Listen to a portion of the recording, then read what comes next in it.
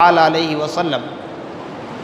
نبی اور آل نبی پر پھر ایک مرتبہ آواز بلند درود پاک پڑھیں۔ اللہم صلی علی سیدنا شفیعنا مولانا محمد معد الجود والکرم منبع العلم والحلم والحکم وآلہ واصحابہ وبارک وسلم صلاۃ وسلاما علیک یا رسول اللہ صلی اللہ تعالی علیک وعلى آلك وأصحابك وأزواجك وذرياتك وأهل بيتك أجمعين سبحان ربك رب العزة عما يصفون وسلام على المرسلين والحمد لله رب العالمين۔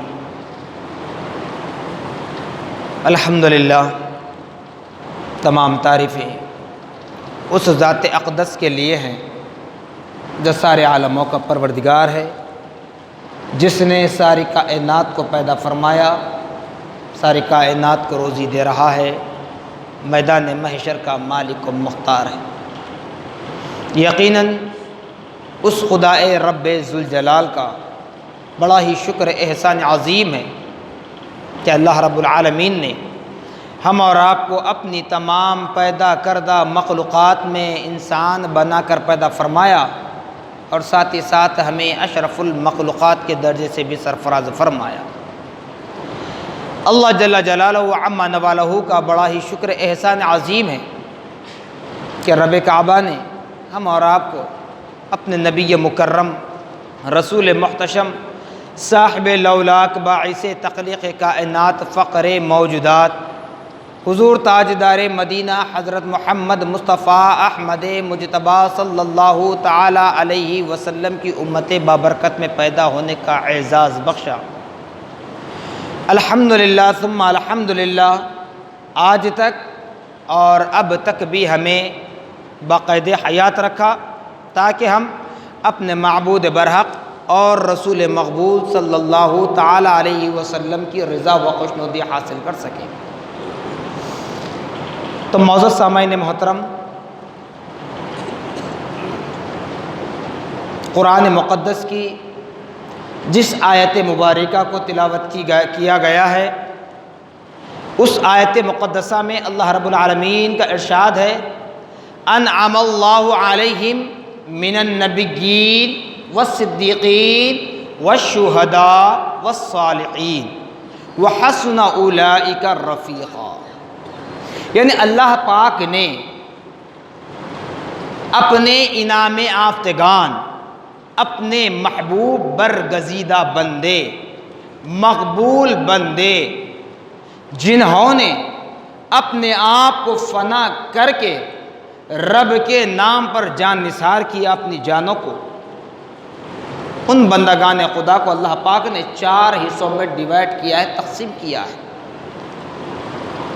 من النبیین، انبیاء علیہ السلام اجمعین، والصدیقین، اگر صدیقین کا لفظی ترجمہ کریں، لفظ کے اعتبار سے ورڈ ٹو ورڈ اگر اس کا ٹرانسلیشن کریں تو سچے، تو وہ سچے کون ہیں؟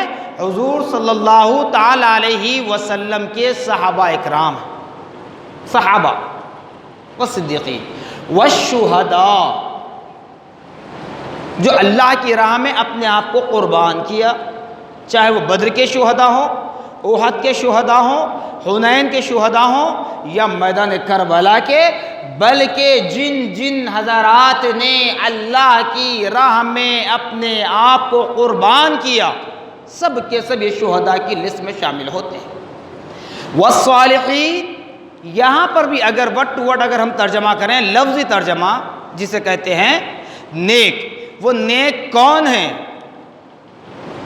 یوں تو ہر کوئی اپنے آپ کو نیک کہتا ہے، کوئی کہتا میں گناہ گار ہوں، کوئی کہتا میں چور ہوں، کوئی نہیں کہتا، سارے جرم ہمارے اندر ہوں گے، اس کے باوجود بھی ہم کہیں گے ہم نیک ہیں۔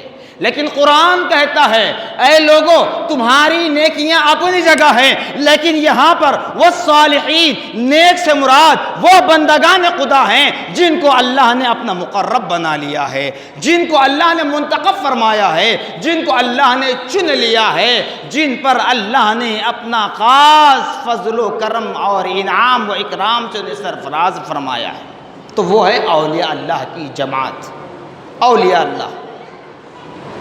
تو صدیقین، صحابہ، تو صحابہ وہ، سب سے پہلے ہم صحابی کس کو کہتے ہیں اس کو جان لیں۔ صحابی کی جو تعریف ہے، نبی پاک صلی اللہ تعالی علیہ وسلم کے دور میں جو تعریف تھی وہی تعریف آج تک ہے، اور کل صبح قیامت تک بھی وہی تعریف رہے گی، اس کے اندر کوئی تبدیلی ممکن نہیں ہے۔ یہ ہمارے رائٹس نہیں ہیں، ہم کو یہ اختیار نہیں ہیں۔ اگرچہ کہ ان صحابہ کے درمیان کچھ معاملات ہوں، اس پر ہم فیصلہ نہیں کر سکتے، نہ زبان سے، نہ قلم سے، نہ لٹریچر سے، نہ اپنے واضح و بیان کی وجہ سے۔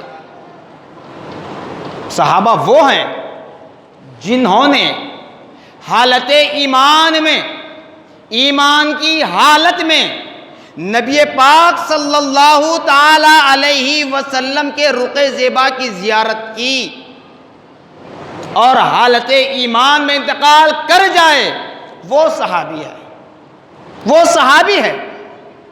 تو ان تمام صحابہ کے لیے نبی کون مکان صلی اللہ تعالی علیہ وسلم نے فرمایا، جو ان کی اقتداء کرے گا وہی ہدایت پائے گا، جو میرے ان صحابہ کی اقتداء کرے گا وہی ہدایت پائے گا، ان کی جو اقتداء نہیں کرے گا تو وہ گمراہ ہونے کا امکان ہے۔ پھر نبی نے فرمایا، میرے صحابہ آسمان پر تاروں کے مانند ہیں، جس طرح آسمان پر ستارے اپنی چمکاہٹ کو ظاہر کرتے ہیں بحکم خداوندی، ویسے ہی یہ صحابہ نبی پاک صلی اللہ تعالی علیہ وسلم کی حیات مبارکہ کے ان پہلوؤں کو بیان کر رہے ہیں۔ پھر صحابہ کے درجات بتائے گئے، اصحاب کہف ہیں، اصحاب صفہ ہیں، عشر مبشرہ ہیں، خلفائے راشدین ہیں، تمام کے تمام صحابہ ہیں۔ لیکن خلفائے راشدین یہ نبی کے جانشین کے لیے ہے، نبی کے جو جانشین بنے 4 خلفاء ہیں۔ عشر مبشرہ 10 صحابہ ہیں۔ عشر مبشرہ سے مطلب وہ 10 صحابہ جن کو دنیا میں ہی جنت کی خوشخبری سنائی گئی، اصحاب کہف، اصحاب صفہ، یہ سب ہیں۔ لیکن تمام صحابہ اللہ کے مقرب بندے ہیں اور نبی پاک صلی اللہ تعالی علیہ وسلم سے اٹوٹ محبت کرنے والے ہیں۔ یعنی صحابہ کا عمل یہ تھا کہ اگر کسی وقت اپنی ماں کو نہ دیکھے، اپنے باپ کو نہ دیکھے، اپنی بیوی بچوں کو نہ دیکھے، چین پڑ سکتا تھا، لیکن جب نبی کون مکہ کی اگر چہرے کی زیارت نہ کر لے وہ بے چین و بے قرار ہو جاتے۔ ساری چیزیں ان کے سامنے ہیں، ساری ضروریات ان کے سامنے ہیں، لیکن ایک لمحے کے لیے اگر پیارے آقا صلی اللہ تعالی علیہ وسلم کے رخ زیبا کی زیارت نہ ہوتی تو بے چین و بے قرار ہو جاتے ہیں۔ ایسے محسوس ہوتا کہ ان کی ضرورت کی چیز کو کسی نے چھین لیا ہے۔ یہ محبت رسول تھی صحابہ کی۔ آج پوچھتے ہیں نا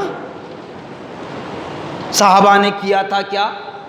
جب اہل سنت والجماعت کا عقیدہ رکھنے والے نبی پاک صلی اللہ علیہ وسلم سے محبت کرتے ہیں تو اعتراض ہوتا ہے، کمنٹس ہوتے ہیں کہ کیا صحابہ نے کیا تھا کیا؟ ارے صحابہ کی زندگی کو تم نے کیا دیکھا؟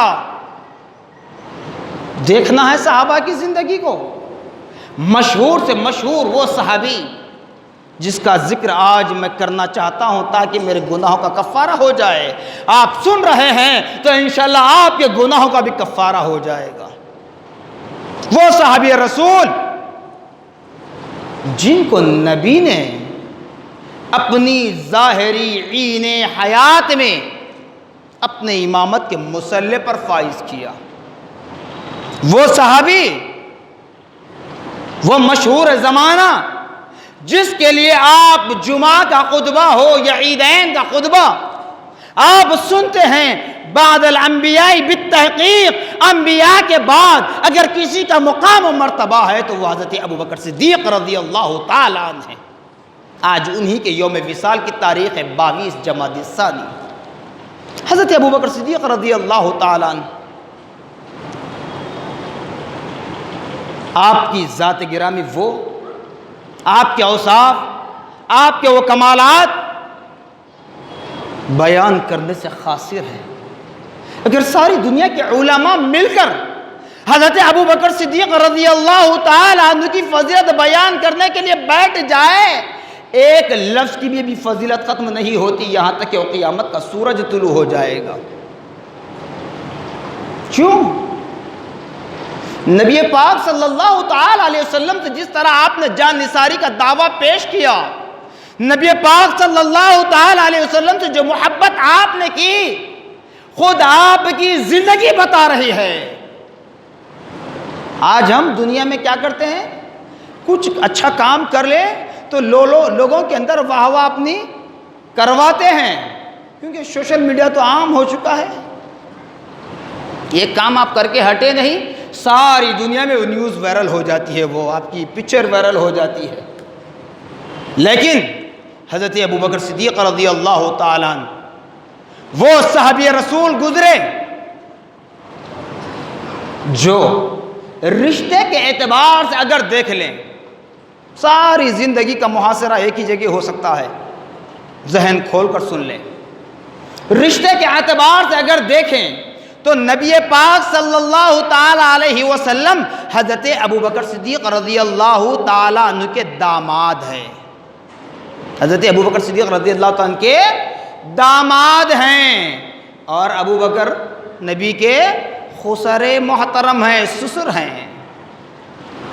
مگر کبھی حضرت ابو بکر نے خسر ہونے سسرے ہونے کا دعویٰ نہیں کیا، بلکہ ابو بکر نے تو تعلیم دی، ابو بکر نے تو محبت رسول بتلایا، ابو بکر رضی اللہ تعالی عنہ نے تعظیم رسول بتلایا۔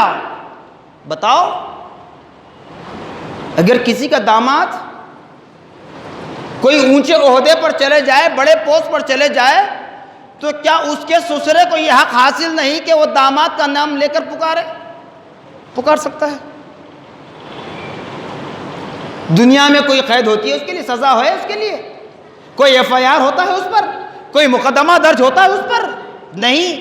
تو پھر حضرت ابو بکر صدیق رضی اللہ تعالی عنہ اپنی چہتی صاحبزادی ام المومنین حضرت عائشہ صدیقہ رضی اللہ تعالی عنہ کو جب نبی پاک صلی اللہ تعالی علیہ وسلم کے عقد نکاح میں دے دیا، تو اس کے بعد کبھی ابو بکر نے نبی کو داماد کہنا تو درکنار، بلکہ حضرت عائشہ صدیقہ رضی اللہ تعالی عنہ کو بھی میری بیٹی عائشہ نہیں فرمایا، اے میری بیٹی عائشہ نہیں فرمایا۔ سوچئے کتنی تعظیم کر رہے ہیں نبی کے ابو بکر۔ ٹھیک ہے، نبی اللہ کے محبوب ہیں، نبی امام الانبیاء ہیں، نبی سردار الانبیاء ہیں، نبی کے سر شفاعت عظمیٰ کا تاج پہنایا گیا ہے، نبی باعث تخلیق کائنات ہیں، اللہ کو سب سے پیارے نبی محمد الرسول اللہ ہیں۔ ان فضیلتوں کو دیکھتے ہوئے اگر نبی کو کبھی ابو بکر نے داماد کا لفظ استعمال نہیں کیا، تو پھر اس حضرت عائشہ صدیقہ رضی اللہ تعالی عنہ کو نام لے کر تو کہہ سکتے تھے، نام لے کر کہہ سکتے تھے، لیکن نہیں۔ کیوں نہیں؟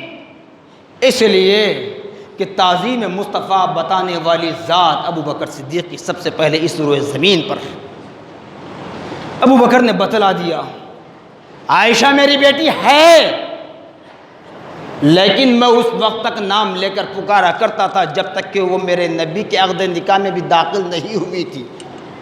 جب وہ میری بیٹی نبی کے عقد نکاح میں داخل ہوئی تو وہ میری بیٹی نہیں رہی۔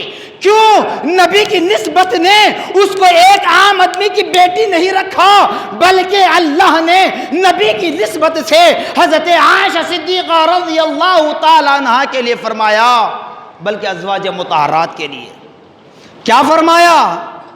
جو خاتون اسلام میرے نبی محمد الرسول اللہ صلی اللہ علیہ وسلم کے عقد نکاح میں آتی ہے تو اب وہ اپنے پیٹ سے جنم دینے والی اولاد کی ماں نہیں ہے، صرف اپنے پیٹ سے جنم دینے والی اولاد کی ماں نہیں ہے، بلکہ کل صبح قیامت تک آنے والے تمام مومنین کی ماں کہلاتی ہے، تمام مومنین کی ماں کہلاتی ہے۔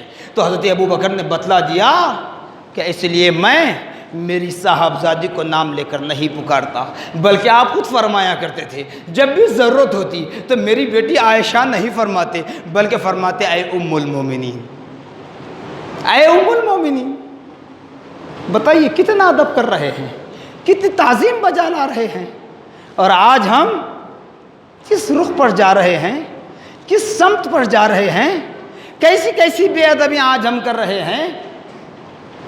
اور یہ وہ ابوبکر ہیں جن کے لیے حضرت شیخ الاسلام بانی جامع نظامیہ علیہ رحمۃ الرضوان تحریر فرماتے ہیں کہ نبی پاک صلی اللہ علیہ وسلم ایک باغ میں بیٹھے تھے، کچھ دیر بعد دروازے کھٹکھٹانے کی آواز آئی، تو نبی پاک صلی اللہ علیہ وسلم کے ساتھ ایک اور صحابی رسول ہیں، فرماتے ہیں اپنی نبوت والی زبان سے اب یہاں پر وہ بات بھی آ رہی ہے، ایک تو ابوبکر کی فضیلت، دوسرے نبی کے علم غیب کی بات آ رہی ہے کہ نبی کو علم غیب نہیں کہتے نا، دیوار پیچھے کا علم نہیں کہتے ہیں نا، نبی تو باغ میں ہیں۔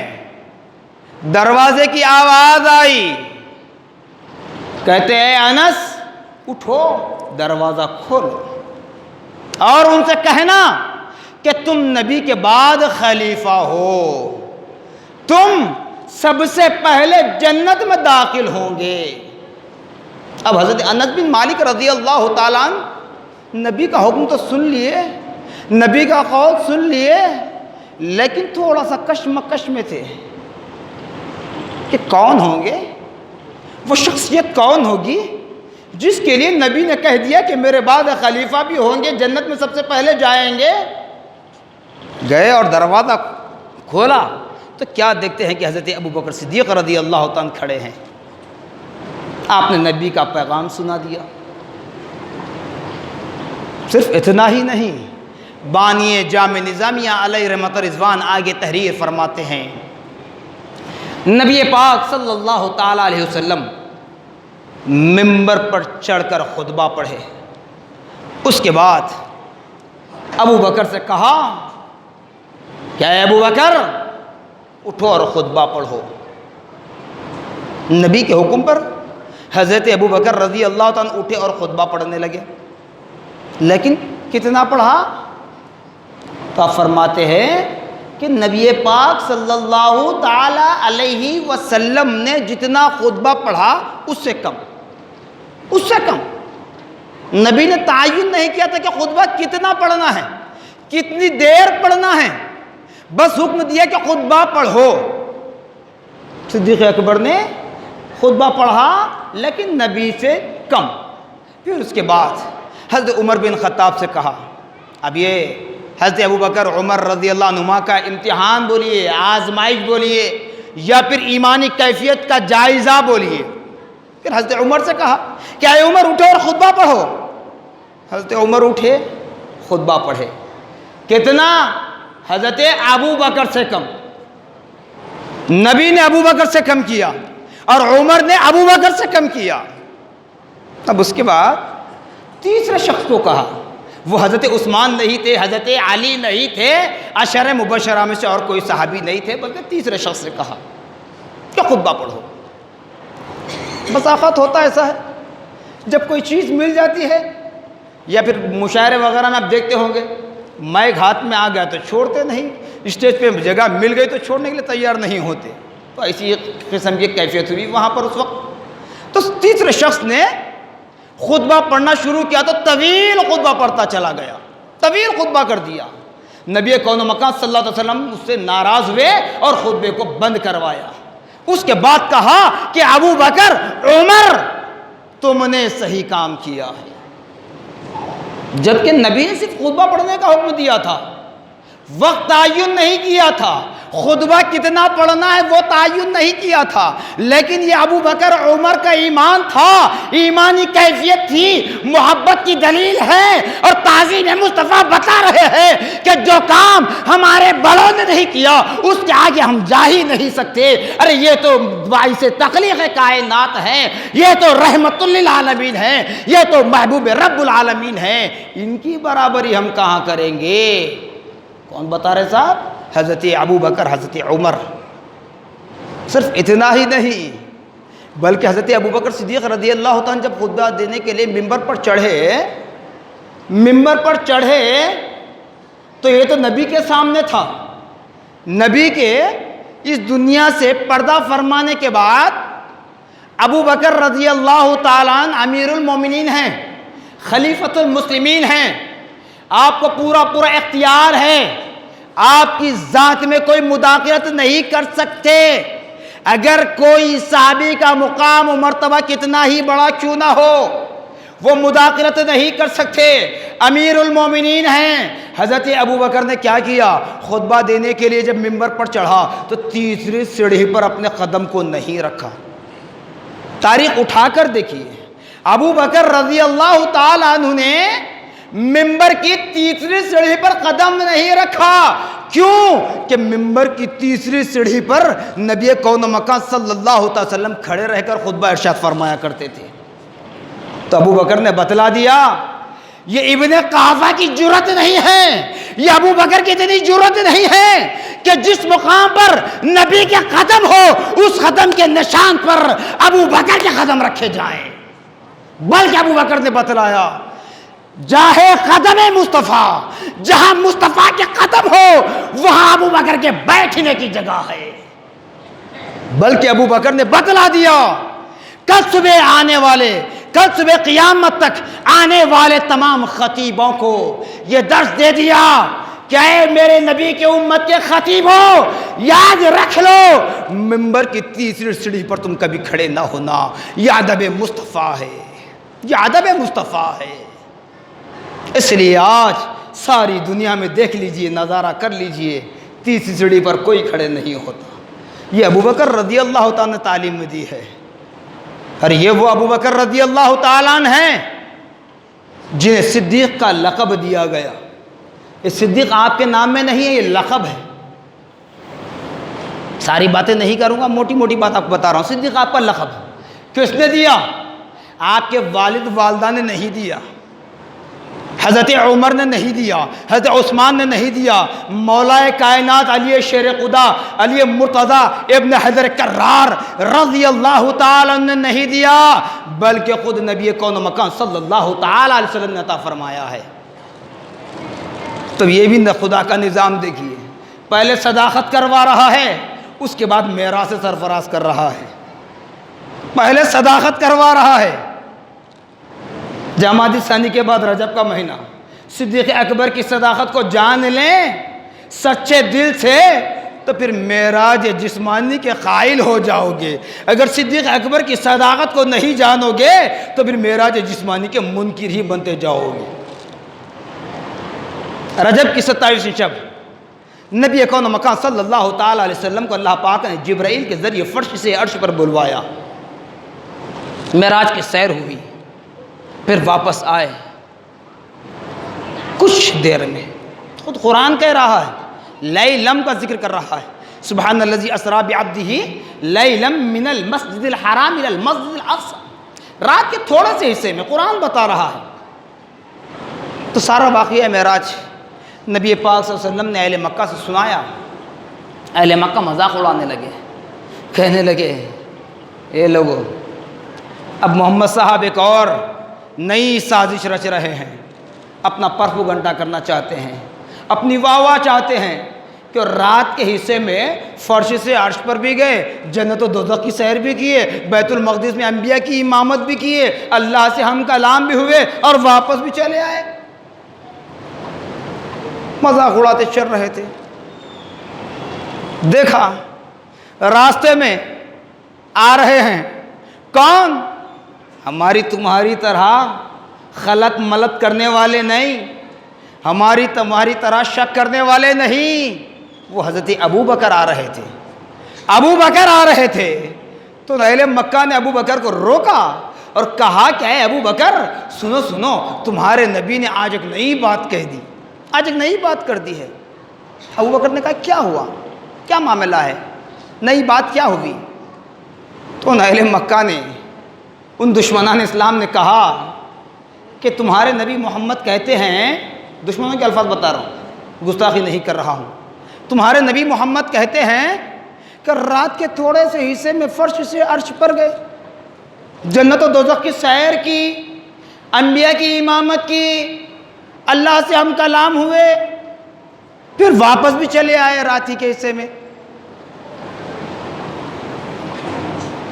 ابو بکر رضی اللہ عنہ جیسے سن لیا تو اتنی دیر میں بولنے میں خاموش ہوں، اتنا وقت بھی ابو بکر نے نہیں لیا، بلکہ برجستہ کہنے لگے اگر یہ الفاظ میرے نبی محمد رسول اللہ کے ہیں تو یقیناً میں دل و جان سے قبول کرتا ہوں اور تمہیں بھی ماننا چاہیے. اگر میرے نبی کے علاوہ کوئی کہتا تو وہ اس کو میں جب تک اس کی دلیل نہیں ملتی، تحقیق نہیں کر لیتا، تب تک اس کی میں صداقت نہیں کرتا. اگر میرے نبی نے کہا ہے تو یہ حق ہے، جھوٹ نہیں ہو سکتا، یہ کوئی قصہ کہانی نہیں ہو سکتی، یہ کوئی خواب نہیں ہو سکتا. اب دشمن حیران ہو گئے، ہم جھٹلانا چاہ رہے تھے مگر یہ جھٹلانے کے لیے تیار نہیں، انہوں نے تو تصدیق کر دی. پھر ادھر نبی پاک صلی اللہ علیہ وسلم کو اطلاع ملی کہ ابو بکر رضی اللہ تعالیٰ عنہ نے نبی پاک صلی اللہ علیہ وسلم کے سنائے ہوئے معراج کے واقعے کو اس کی تصدیق کر لی ہے. تو اس وقت فرمایا آج تک یہ ابو بکر تھا، آج تک یہ ابو بکر تھا، لیکن ابھی ابو بکر صدیق ہے، یہ ابو بکر صدیق ہے کیونکہ نبی کی صداقت کی ہے. تو یہ محبت رسول ہے. اسی لیے قرآن فرماتا الذین یؤمنون بالغیب، اگر وہ بات اسلام کی وہ حقیقت جو کسی اور سے ظاہر ہو نہیں سکتی، اس پر کوئی عمل کر نہیں سکتا، ایسی باتوں کو جو غیب پر ایمان لا لے وہی کامیاب ہے، بامراد ہے. الذین یؤمنون بالغیب. بہرحال حضرت ابو بکر صدیق رضی اللہ تعالی عنہ کا وہ مقام و مرتبہ ہے جن کے لیے آج تک بھی ہم احسان مند ہیں، ہم احسان مند ہیں. زکوٰۃ کا معاملہ ہے، لیجئے نبی پاک صلی اللہ تعالی علیہ وسلم کے پردہ فرمانے کے بعد، اسی لیے کہتے ہیں کہ حقدار کو حق پہنچایا ابو بکر نے، حقداروں تک حق پہنچایا ابو بکر نے. نبی پاک صلی اللہ تعالی علیہ وسلم کے بعد اہل مکہ یہ کہنے لگے کہ ہم نماز پڑھیں گے، ہم روزہ رکھیں گے، زکوٰۃ نہیں دیں گے، زکوٰۃ ہم ادا نہیں کریں گے. کوشش کی منانے کی، ماننے کے لیے تیار نہیں امیر المومنین کی بات. تو آپ نے صحابہ اکرام سے مشورہ کیا، اپنے ساتھیوں سے مشورہ کیا. جب کہ امیر ہیں آپ کو مشورے کی ضرورت نہیں ہے، آپ جو چاہے فیصلہ لے سکتے ہیں، لیکن سنت رسول کو برقرار رکھنے کے لیے، سنت رسول پر عمل کرنے کے لیے صحابہ سے مشورہ کیا، ساتھیوں سے. تو انہوں نے سب نے یہی کہا کہ امیر المومنین اگر یہ اہل مکہ نماز پڑھنا چاہتے ہیں، روزہ رکھنا چاہتے ہیں، زکوٰۃ دینا نہیں چاہتے تو مہلت دیجیے، شاید آج نہیں کل یہ لوگ زکوٰۃ دینے کے قائل ہوں گے. ابو بکر نے کہا نہیں چلے گا، ایسا نہیں ہوگا، کیونکہ نبی پاک صلی اللہ تعالی علیہ وسلم کے بعد یہ پہلا دور ہے، میں پہلا خلیفہ ہوں نبی کا. اگر میں یہاں چھوڑ دوں تو ایک مثال بن جائے گی بعد آنے والے خلیفہ کے لیے، مثال بن جائے گی بعد آنے والی قوموں کے لیے.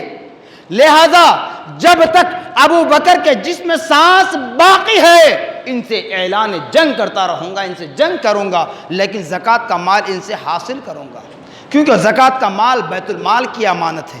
زکوٰۃ کا مال غربا مساکین کی امانت ہے، محتاجوں مسکینوں کی امانت ہے، ان کا حق ان کو دیا جانا چاہیے۔ میں یہاں پر کوئی نیا قانون نہیں لا رہا ہوں، بلکہ جو میرے نبی پاک صلی اللہ تعالی علیہ وسلم کے دور میں بکری کا بچہ اگر زکوٰۃ میں دیا کرتے تھے، وہی بکری کا بچہ چاہیے، یا رسی کا ٹکڑا دیتے تھے تو وہی رسی کا ٹکڑا چاہیے، بس زکوٰۃ چاہیے، زکوٰۃ کا مال نکالنا چاہیے۔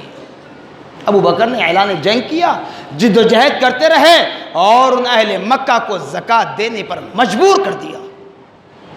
یہ ابو بکر کی شان ہے کہ انہوں نے ہم گناہ گاروں کو، ہم حقداروں تک وہ حق پہنچایا ہے۔ اور حضرت ابو بکر رضی اللہ تعالیٰ عنہ کہ کتنی باتیں بتائیں، وقت ہو رہا ہے، صرف ایک بات بتا دیتا ہوں۔ جنگ تبوک کا موقع تھا، اس وقت نبی پاک صلی اللہ علیہ وسلم نے صحابہ سے کہا کہ مال کی ضرورت ہے، سب اپنا اپنا مال پیش کرو۔ حضرت عمر فاروق رضی اللہ تعالیٰ عنہ گھر کا آدھا سامان، 50%، آدھا سامان یا آدھے سے کچھ زیادہ اور بھی، وہ سامان سارا لے کر آ رہے ہیں۔ آپ کی صاحبزادی نبی پاک صلی اللہ علیہ وسلم کی زوجہ مطہرہ کہنے لگی کہ آج تو میرے والد کی نیکیاں ابو بکر کی نیکیوں پر سبقت لے جائیں گی۔ نبی نے کہا ابو بکر کی نیکیوں کی برابری کوئی نہیں کر سکتا۔ ابو بکر بھی نبی کے سسرے ہیں، عمر بھی نبی کے سسرے ہیں، ابو بکر بھی جان قربان کرنے والے، عمر بھی جان قربان کرنے والے، غرض کے تمام صحابہ جان قربان کرنے والے ہیں، لیکن شیخین کریمین کی جو عظمت بتلائی جا رہی ہے اور پیارے آقا صلی اللہ علیہ وسلم کے روضے سے یہ دونوں شیخین کریمین جڑے ہوئے ہیں، سرکار کے پہلو میں آرام فرما رہے ہیں، ابھی دونوں کے درمیان معاملہ ہو رہا ہے۔ تو حضرت عمر رضی اللہ عنہ جب اپنا سامان لے کر آئے، نبی نے پوچھا اے عمر گھر میں کیا چھوڑ آئے ہو؟ تو عمر نے کہا یا رسول اللہ صلی اللہ تعالیٰ علیہ وسلم، آدھا سامان گھر کی ضرورت کے لیے چھوڑا ہوں اور باقی آدھا سامان آپ کی بارگاہ میں پیش کیا۔ اب حضرت ابو بکر آ رہے ہیں، بتایا جاتا ہے کہ نبی پاک صلی اللہ تعالیٰ علیہ وسلم جس طرح 70 پیون ڈال کر کپڑا زیب تن کیا کرتے تھے، اسی طرح صحابہ نے زندگی بسر کی، اور حضرت ابو بکر صدیق رضی اللہ تعالیٰ عنہ چادر کو لپیٹے ہوئے ہیں اور کانٹوں سے اس چادر کو باندھے ہوئے ہیں اور اپنا مال سر پر اٹھا کر لے آ رہے ہیں۔ جب نبی پاک صلی اللہ علیہ وسلم کی بارگاہ میں حاضر ہوئے، نبی نے پوچھا اے ابو بکر کتنا سامان گھر میں چھوڑ آئے ہو، گھر میں کتنا سامان رکھ کر آئے ہو؟ ابو بکر رضی اللہ تعالیٰ عنہ نے ارشاد فرمایا یا رسول اللہ صلی اللہ تعالیٰ علیہ وسلم، قسم اس خدائے رب ذوالجلال کی، گھر میں کوئی پائی بھی نہیں چھوڑا ہوں، صرف اور صرف سارا سامان آپ کے حکم پر آپ کی بارگاہ میں پیش کیا ہوں۔ تب نبی نے فرمایا اے ابو بکر پھر گھر والوں کے لیے کیا ہے؟ تو ابو بکر نے برجستہ کہہ دیا یا رسول اللہ، گھر والوں کے لیے اللہ اس کے رسول کی محبت کو چھوڑ آیا ہوں، گھر والوں کے لیے اللہ اس کے رسول کی محبت کو چھوڑ آیا ہوں۔ یہ ہے ابو بکر کا ایمان، یہ ہے ابو بکر کی محبت۔ صرف ابو بکر ہی نہیں، وقت جیسے آتا ہے ویسے الفاظ ہوتے ہیں۔ عمر فاروق کی شہادت کا موقع ہو، عثمان غنی کی شہادت کا موقع ہو، مولا کائنات کی شہادت کا موقع ہو، اس وقت ان کے فضائل بیان کیے جائیں گے۔ کہیں یہ نہ سوچنا صرف ابو بکر کے فضائل سن لیے تو اب یہ ابو بکر کی ہی فضیلت زیادہ ہو گئی، نہیں، تمام صحابہ کی فضیلت اپنی جگہ مسلم ہے۔ جیسے اللہ نے قرآن میں فرمایا انبیاء و رسول کے لیے 3 پارے کی ابتدائی آیت تلک الرسل فضلنا بعضهم علی بعض، انبیاء و رسول کو ہم نے نازل کیا ہے، ہم نے بھیجا ہے، لیکن بعض کو بعض پر فوقیت دی گئی ہے۔ تو صحابہ بھی اللہ کے انعام یافتگان بندے ہیں، صحابہ نبی کے جانثار صحابہ ہیں، بعض کو بعض پر فوقیت دی گئی ہے، لیکن یہ بات طے ہے، یہ بات طے ہے جس کے لیے خود حضرت علی رضی اللہ تعالیٰ عنہ، حضرت عثمان غنی رضی اللہ تعالیٰ عنہ، حضرت عمر بن خطاب رضی اللہ تعالیٰ عنہ یہ کہتے ہیں کہ ابو بکر کی برابری ہم نہیں کر سکتے۔ ابو بکر کی فضیلت خود نبی نے بیان فرمائی ہے، امامت کے مسئلے پر فائز کیا۔ پھر ایک خاتون آئی مسئلہ پوچھنے کے لیے، نبی نے کہا کہ ٹھہر جاؤ، بعد میں ملاقات کرتا ہوں آپ سے، بعد میں کلام کرتا ہوں۔ تو اس خاتون نے کہا یا رسول اللہ صلی اللہ تعالی وسلم بعد میں پھر آؤں، اس وقت تک آپ سے ملاقات نہ ہو تو کیا کروں؟ میرا مسئلہ کون حل کرے گا؟ نبی نے فرمایا اے خاتون، اگر میں نہ رہوں تو میرے بعد میرا جانشین ابو بکر ہے۔ نبی نے فرما دیا، فیصلہ کر چکے، فیصلہ ہو چکا ہے۔ تو یہ ابو بکر رضی اللہ تعالیٰ عنہ بہت بڑے فضائل ہیں آپ کے، بہت بڑے کمالات ہیں۔ یہ وقتیہ طور پر چند باتیں ہم کر لیں، یہ ہمارے گناہوں کا کفارہ ہے۔ تو لہٰذا آپ تمامی حضرات سے میں ادباً التماس کرتا ہوں کہ آج اپنے گھروں میں فاتحہ خوانی کا اہتمام کریں، اور اپنے گھر کی خواتین کو، اپنے بچوں کو یہ بتلائیں کہ آج جمادی ثانی کی 22 تاریخ جو حضرت ابو بکر صدیق رضی اللہ تعالیٰ عنہ کے وصال کی تاریخ ہے، اور آپ کی حکومت یعنی آپ کی خلافت کا دور 2.5 سال کا دور ہے، 2 سال 6 ماہ کچھ دن ہیں۔ یہ اور بھی زیادہ ہو سکتا تھا، لیکن جیسے ہی نبی پاک صلی اللہ علیہ وسلم پردہ کر گئے تو وہاں ابو بکر صدیق رضی اللہ عنہ غمزدہ ہونے لگے، بالکل غمزدہ۔ نبی کی محبت چلی گئی، نبی کی وابستگی ٹوٹ گئی تھی، غمزدہ تھے۔ اس غمزدہ ہوتے، اس غمزدہ حالت میں یہ حالت ہو گئی کہ آپ بالکل دبلے پتلے ہو چکے تھے۔ اسی حالت میں آپ وصال کر گئے، یہاں تک کہ بتلایا جس وقت آخری ایام تھے اس وقت پوچھا کہ لوگوں آج کون سا دن ہے، کون سا دن ہے؟ تو لوگوں نے کہا، صحابہ نے کہا سہ شنبہ کا دن ہے، یعنی منگل کا دن ہے، منگل کی رات ہے۔ تو اس وقت ابو بکر نے کہا کہ جو رات جو دن مجھے کوئی دن محبوب نہیں ہے، جو رات جو دن میرے نبی سے قریب ہو، اس سے زیادہ کوئی رات اور کوئی دن میرے لیے محبوب نہیں ہے۔ چاہے میری ولادت کا موقع ہو، چاہے مجھے صدیق کے لقب سے نوازا گیا ہو، چاہے مجھے خلافت سے نوازا گیا ہو، چاہے مجھے امامت کے مصلے پر فائز کیا گیا ہو، وہ دن وہ رات اتنی افضل نہیں ہے جو رات جو دن نبی کے قرب سے افضل ہو۔ یعنی نبی کون و مکان صلی اللہ علیہ وسلم کی ولادت، آپ کی وفات 2 شنبہ بتایا جاتا ہے، پیر کا دن تو منگل کی شب تھی۔ تو فرمایا اگر میں اس رات میں وصال کر جاؤں، مر جاؤں تو جلدی کرنا، تاخیر نہ کرنا، لہذا مجھے جلد سے جلد مجھے اس دنیا سے اٹھا دینا۔ اور ماں عائشہ صدیقہ رضی اللہ تعالیٰ سے کہا کہ مجھے حضور پاک صلی اللہ تعالیٰ علیہ وسلم کے پہلو میں دفنایا جائے۔ حضرت عمر بن خطاب رضی اللہ تعالیٰ عنہ نے آپ کی نماز جنازہ پڑھائی۔ تو یہ ذکر خیر کرنا، یہ چند موٹی موٹی باتیں صحیح میں یاد رکھنا، یہ ہمارے ایمان کی دلیل ہے، یا ہمارا ایمان پختہ ہوتا ہے۔ اگر ہم ان اسلاف کو، ان اکابر کو چھوڑ دیں تو اللہ عالم، اللہ بہتر جانتا ہے کہ ہم کس راہ پر چلے جائیں گے۔